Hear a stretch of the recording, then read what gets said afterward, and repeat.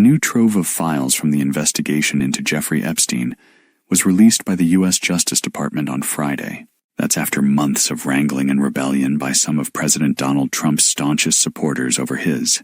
A new trove of files from the investigation into Jeffrey Epstein was released by the U.S. Justice Department on Friday. That's after months of wrangling and rebellion by some of President Donald Trump's staunchest supporters over his administration's reluctance to make public all files tied to the convicted sex offender. Reuters was in the process of reviewing the latest documents upon their release by the Justice Department, which bowed to pressure from lawmakers who forced the files' disclosure with the new law. Some files in the new release included photos of former President Bill Clinton and Rolling Stones singer Mick Jagger. In a note on the Justice Department website, it said all reasonable efforts have been made to protect victims, but warn that some could be disclosed inadvertently. Trump had initially urged fellow Republicans in Congress to oppose the new law, forcing the release of the files. He had warned that disclosing potentially sensitive records could set a dangerous precedent.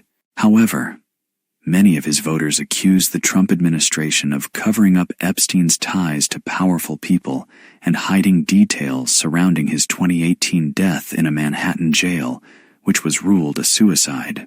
On the campaign trail in 2024, Trump promised to declassify the Epstein files if elected, but he's been seeking to move on from the controversy so he can focus on issues like affordability ahead of the midterm elections next November. Trump and Epstein were once friends until a falling out before Epstein's conviction in 2008. The president has repeatedly denied knowing about Epstein's alleged sex trafficking. Trump's Deputy Attorney General, Todd Blanchard, told Fox News earlier on Friday that the DOJ would not release the entire cache of files related to Epstein.